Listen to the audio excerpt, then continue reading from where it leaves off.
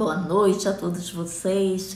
Estou aqui novamente para falar hoje do assunto gramática. Gramática, como tudo começou. E eu quero falar especialmente da disciplina gramatical como nós conhecemos hoje.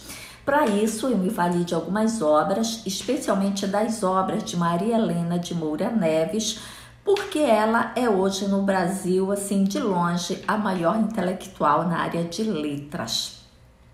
E eu quero começar com um trecho da obra A Lua da Língua, de André Laurentino. E eu faço isso por dois motivos. O primeiro motivo é o fato de a própria Maria Helena citar esse trecho em duas das suas obras. E segundo, porque tem sido muito postado nas redes sociais, eu tenho visto bastante no Facebook, uma postagem que me tocou profundamente, porque ela é extremamente verdadeira. Alguém dizia que durante a quarentena percebeu que pode viver sem avião, sem carro, sem restaurante, mas que enlouqueceria se não tivesse o livro, a música e o filme. Isso tudo para dizer que a cultura importa. E como importa, gente. E nós percebemos essa importância enorme da cultura nesse momento. E é por isso que eu começo com esse trecho. Existe uma língua para ser usada de dia, debaixo da luz forte do sentido. Língua suada, ensopada de precisão, que nós fabricamos especialmente para levar ao escritório e usar na feira ou ao telefone e jogar fora no bar, sabendo o estoque longe de se acabar. Língua clara e chã, ocupada com as obrigações do expediente, onde trabalha sob a pressão exata e dicionária, cumprimentando pessoas, conferindo troco, desfazendo enganos, sendo atenciosamente sem mais para o momento. Mas, ao entardecer da linguagem, por volta de 4:30 na nossa alma, começa a surgir um veio leve de angústia. As coisas puxam uma longa sombra na memória e a própria palavra tarde fica mais triste e morna, contrastando com o azul fresco e branco da palavra manhã. À tarde, a luz da língua migalha, pois quando a língua em si mesma anoitece, o escuro espatifa o sentido.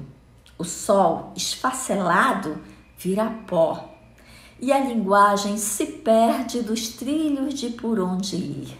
Bonito, né, gente?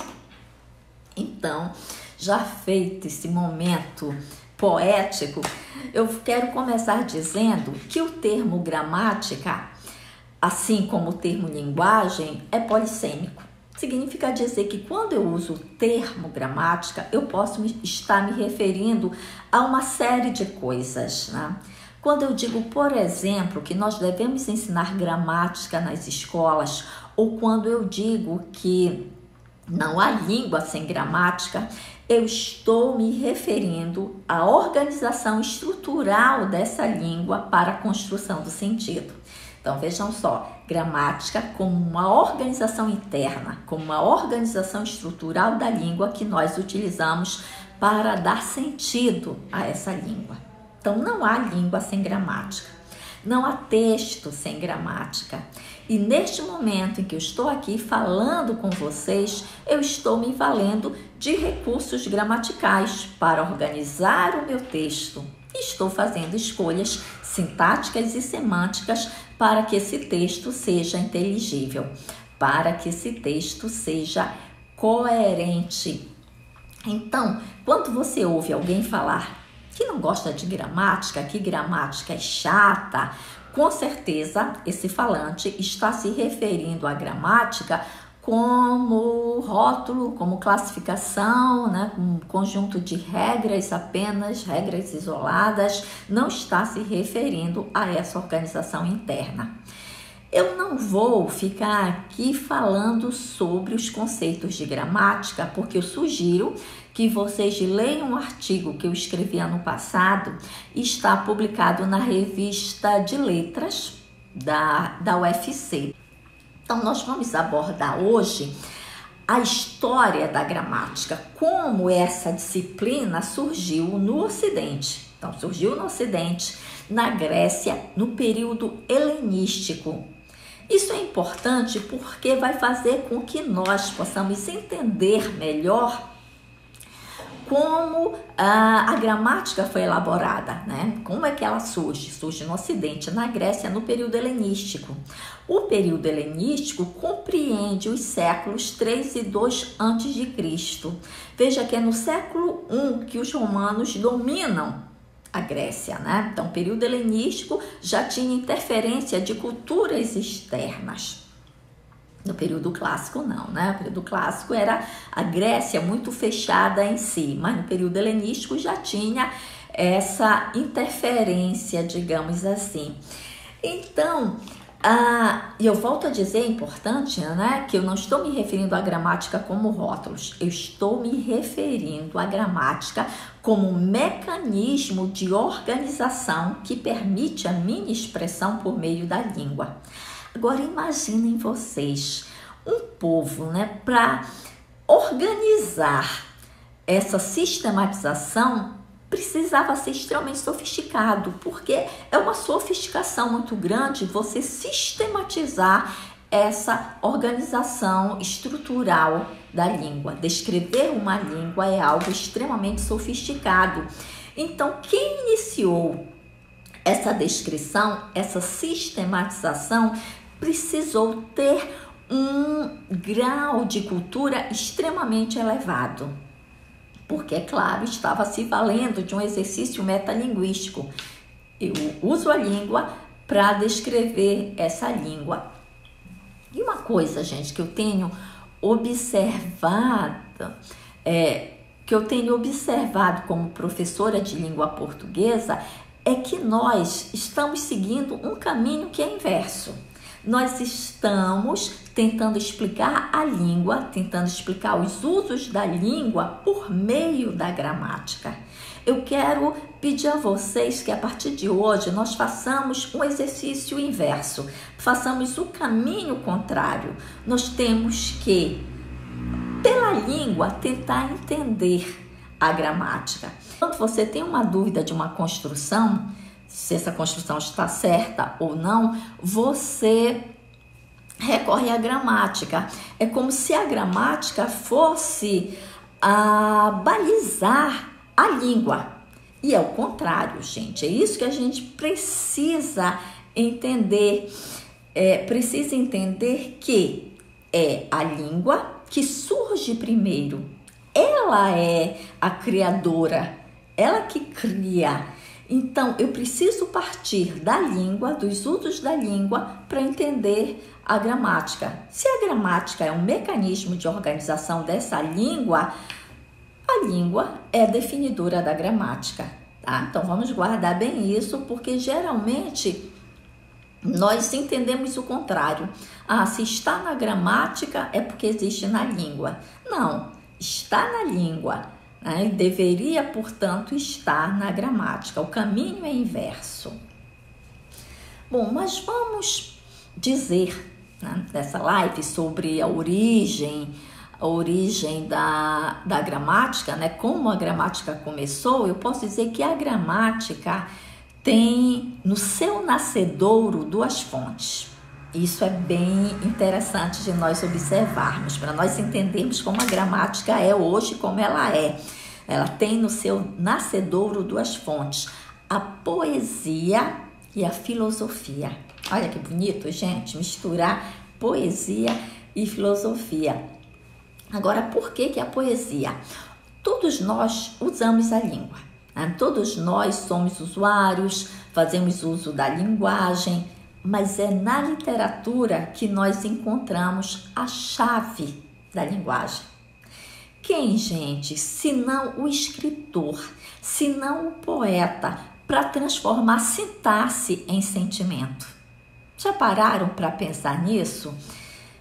Então, o escritor, o poeta, ele transforma as construções em cenas, em acontecimentos, em beleza. A literatura é o ápice do uso da linguagem. Então, na Grécia, nós vamos encontrar poetas como Homero. E os gregos viveram o ápice da poesia, porque eles souberam mergulhar no universo da linguagem. Então, se o povo grego não tivesse percebido, reconhecido o valor e a beleza da poesia, ele não estaria apto a escrever uma gramática. Então, se a gramática nasce na Grécia, ela tem uma fonte, e uma dessas fontes é a poesia, porque o poeta quem lida melhor com a linguagem, no sentido que ele transforma em beleza. E isso é muito sofisticado, né, gente? Bom, então se uma fonte do nascedouro é a poesia, a outra fonte é a filosofia. Então vamos entender por quê, né, que a filosofia vai ser importante. Ora, a linguagem, ela não era foco das investigações filosóficas na Grécia, não era o foco, eles não queriam refletir sobre a linguagem. O foco da investigação filosófica era a verdade. Mas a linguagem vai aparecer por questões óbvias, né? Então, a reflexão filosófica que os gregos fazem sobre a natureza da linguagem vai ser de extrema importância para os estudos linguísticos que surgirão. E nós podemos dizer que a filosofia nos dá 3 pilares importantes para a elaboração de gramáticas, porque esses 3 pilares, esses 3 passos importantes vão ser cruciais para o desenvolvimento dos estudos linguísticos. Eu vou dizer esses 3 passos e você que fez letras vai reconhecer. O primeiro é a arbitrariedade do signo, o segundo, a referência na linguagem e o terceiro, a natureza da linguagem. Então, vamos lá entender o que é isso, né? Primeiro, a arbitrariedade do signo. Você que fez letras vai lembrar, obviamente, de Ferdinand de Saussure, que definiu o signo linguístico como arbitrário. Ele dizia que uma das características definidoras do signo linguístico é a arbitrariedade. Só que essa discussão não começa com Saussure, começa com os filósofos gregos, começa antes de Cristo. Platão, no diálogo Crátilo, é quem faz essa discussão. Ele questionava a relação entre o caráter natural e convencional da linguagem. E essa questão é retomada no final do século XIX, início do século XX, com Saussure, né, que responde a esse questionamento e diz que o signo é arbitrário. Os filósofos não tinham a intenção de dar respostas. Eles questionavam, lançavam o questionamento, a reflexão, mas não tinham fim de dar uma resposta fechada, embora houvesse os 2 grupos, né, muito claros, cada um defendendo uma ideia ali. Então, essa questão da arbitrariedade do signo, que vai ser muito importante para o desenvolvimento dos estudos linguísticos, tem a fonte na Grécia e na filosofia grega. Então, nós temos o primeiro ponto aí da filosofia grega importante para os estudos linguísticos e, portanto, para a elaboração da gramática, a arbitrariedade do signo. O segundo é a referência na linguagem.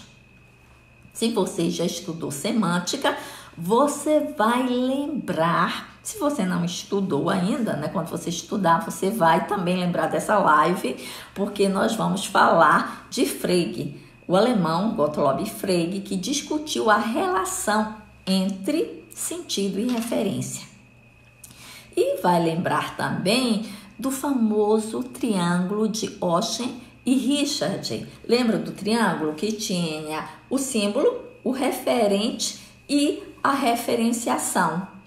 Bom, quando se estuda a semântica, atualmente, você discute essas questões, mas eu volto a dizer que essas questões já tinham sido debatidas na filosofia grega. Então, os estoicos foram os que começaram a discutir a relação significado, aquilo que significa e aquilo que é, ou seja, o objeto, o referente. Então, mais uma contribuição aí da filosofia para os estudos da linguagem. O terceiro pilar é a natureza da linguagem. Os filósofos gregos, ao estabelecerem os fatos de linguagem, discutiram a relação entre linguagem e coisas, a linguagem e as coisas. E essa discussão é a base da controvérsia, da famosa controvérsia entre analogistas e anomalistas. Lembram disso? Então, enquanto um defendia a relação natural entre linguagem, e as coisas, outro grupo defendia a irregularidade, a convenção. Os filósofos gregos estoicos, os estoicos, eles defendiam a relação natural da linguagem e diziam que essa relação, era natural, e eles tentavam encontrar nos fatos da linguagem uma explicação. E a explicação era analogia. Então, eles buscavam na analogia uma explicação para as relações encontradas na linguagem e as encontradas na natureza.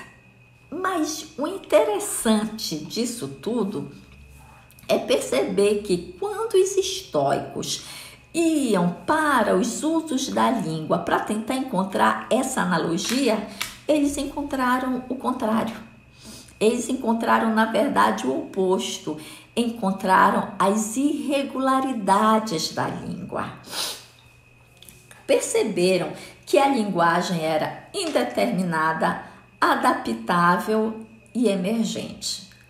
Quem já leu textos do funcionalismo deve estar lembrando desses termos, Emergência, sistema adaptável. Então, retomando, a filosofia ali como uma fonte para o nascedouro da gramática vem nos dar 3 grandes contribuições para os estudos linguísticos: a arbitrariedade do signo, a referência na linguagem e a natureza da linguagem.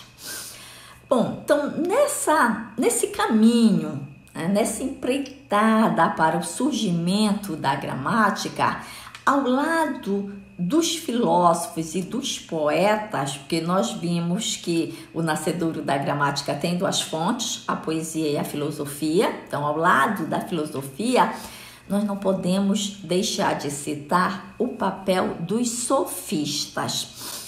Ora, vejam só, quem eram os sofistas? Os professores do falar bem, ou os professores do bem falar. Ora, os sofistas, dependendo do preço, dependendo do valor que lhes era atribuído, eles davam aula de filosofia, de política, de retórica. Então, nós podemos dizer que eles acabaram sendo a negação da filosofia, porque enquanto os filósofos faziam reflexões, os sofistas queriam a ação. Os sofistas queriam o fazer. Eles vão ter um papel importante na elaboração da gramática, mas eu diria que eles têm um papel negativo. Por que eles têm um papel negativo? Porque foram os sofistas que disseram que deveria haver um regramento para o uso da linguagem. Então, vocês já devem estar imaginando quem eram os sofistas.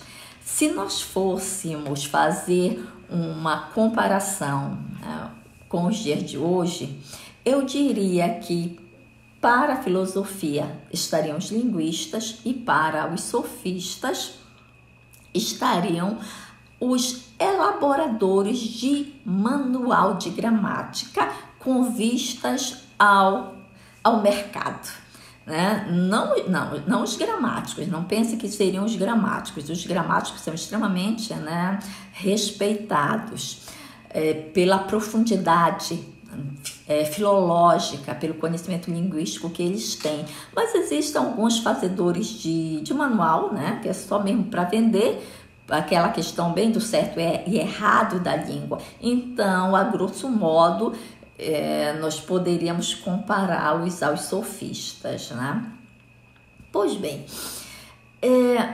você deve estar se perguntando por que a poesia foi importante para o surgimento da gramática. Na filosofia você já entendeu, porque eles fizeram toda uma reflexão sobre linguagem e essas reflexões foram basilares para o desenvolvimento dos estudos sobre a linguagem. Mas por que a poesia vai ser importante? Vamos lembrar que tudo começa no período helenístico. E o que se queria na época era transmitir o patrimônio literário como atividade cultural.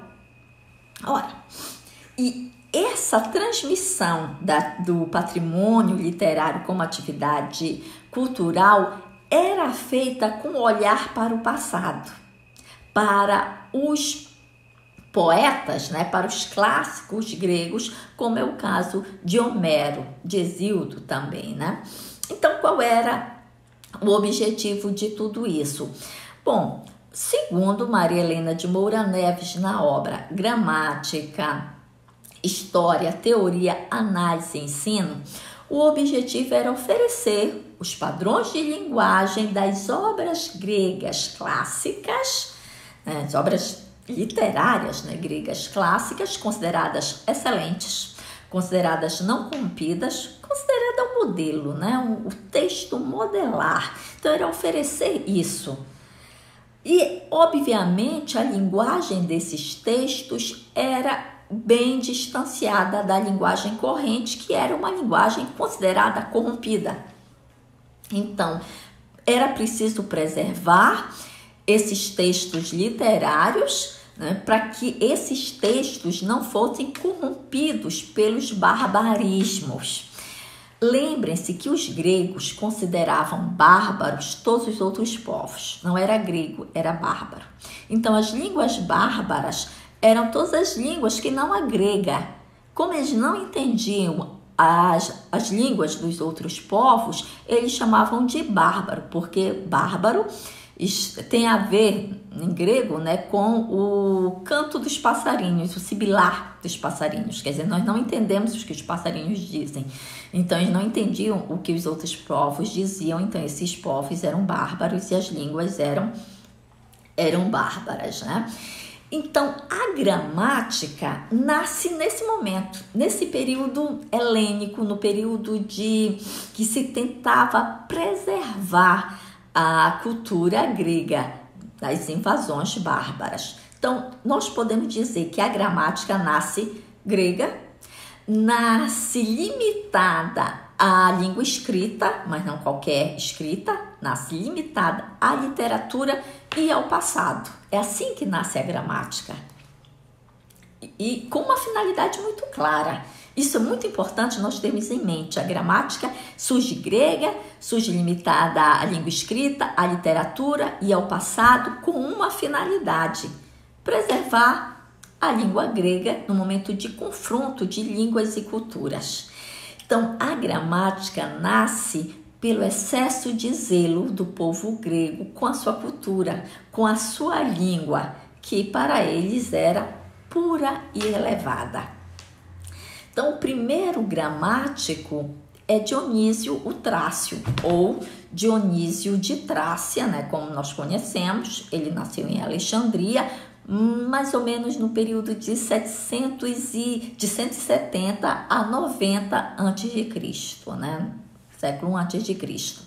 Então, a gramática elaborada por ele tem muita coisa, gente, muita coisa parecida com as nossas gramáticas atuais. Então, ele deu por nome a arte da gramática e se baseou muito na fonética e na fonética e na morfologia. Ele deixou de fora a sintaxe. Então, foi uma gramática elaborada no século I a.C., mas ela foi editada pela primeira vez em 1715. E nessa edição constam 20 parágrafos. Dependendo da edição, né, uma mudança ali de parágrafos. Mas nós temos nessa primeira edição 20 parágrafos assim distribuídos: da gramática, da leitura, do acento, da pontuação, da rapsódia, do elemento, da sílaba longa, da sílaba breve, da sílaba comum, da palavra, do nome, do verbo, da conjugação, do artigo, do pronome, da preposição, do advérbio e da conjunção. Então, veja que essa gramática lembra muito as nossas gramáticas modernas, né? As nossas gramáticas contemporâneas. E se você percebeu aí, a gramática de Dionísio de Trácia, né? Dionísio o Trácio, apresenta 8 classes de palavras: nome, verbo, particípio, né? O nosso particípio mesmo, né? É considerado classe de palavras. Artigo, pronome, preposição, advérbio e conjunção. Uma coisa interessante é que as classes de palavras sempre estiveram presentes nessa discussão sobre a linguagem. Desde Aristóteles, quando fala da categoria de pensamento, já dá base para essa categorização. E me chama a atenção o fato de que nos anos 90, a professora Maria Helena fez uma pesquisa e dessa pesquisa resultou o livro A Gramática na Escola. Então, ela fez uma pesquisa com professores de língua portuguesa formados em letras, perguntando para eles o que eles ensinavam nas escolas. E eles ensinavam gramática. E quando perguntado o que de gramática, que item de gramática era ensinado, o item, assim, que ganhou em disparada, ficou em primeiro lugar, foi o item classes de palavras.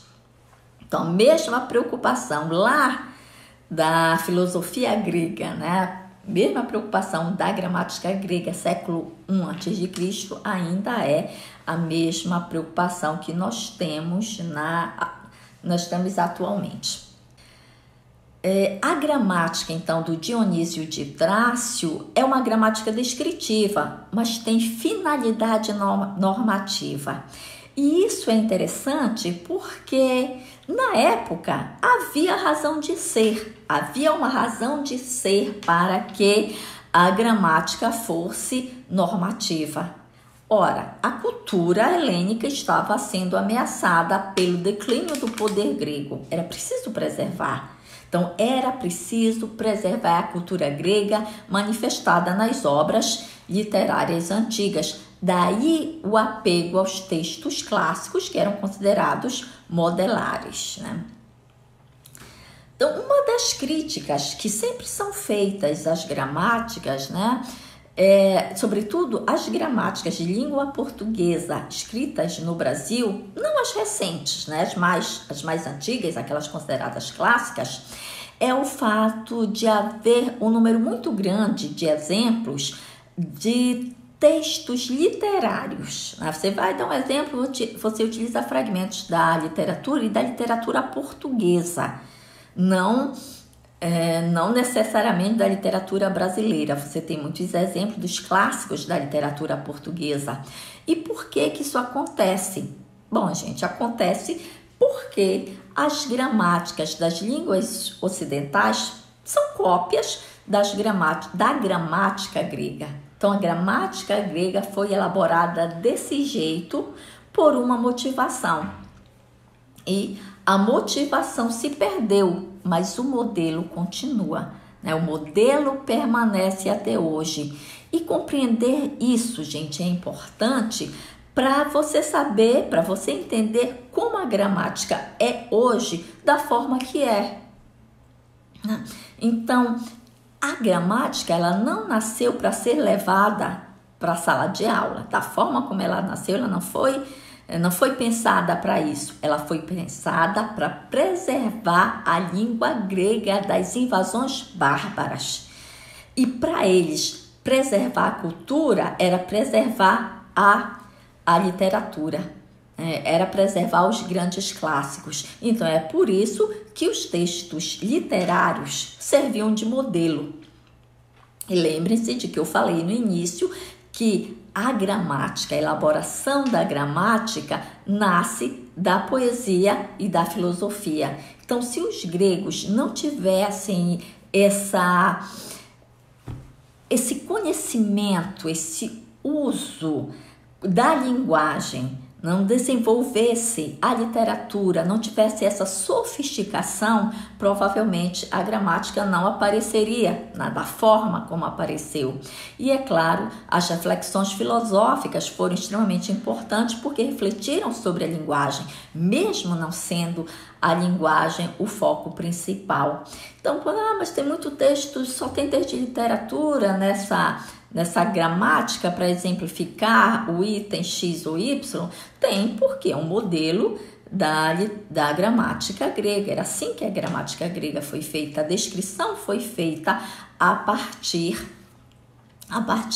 da literatura grega, porque se queria preservar a língua ameaçada pelos bárbaros, ameaçada pelos barbarismos. Se você se perguntar, hoje isso acontece com a língua portuguesa? Obviamente a resposta é não. A língua portuguesa não está sendo ameaçada ali por nenhuma outra invasão, como era o caso da língua e da cultura gregas, certo? Então, entender como a gramática surgiu é importante para entender como ela é, inclusive para entender as críticas que são feitas à gramática, certo? Então, para terminar, eu gostaria de novamente frisar a importância da literatura, da poesia, né, nessa elaboração da gramática. E eu quero terminar a minha live com uma homenagem à literatura, uma homenagem ao Aldir Blanc, que vai ser eterno. É claro que eu tive muitas dificuldades em escolher um trecho, alguma coisa da obra dele, porque é uma obra tão maravilhosa que você escolhe qual, né? Você prefere qual.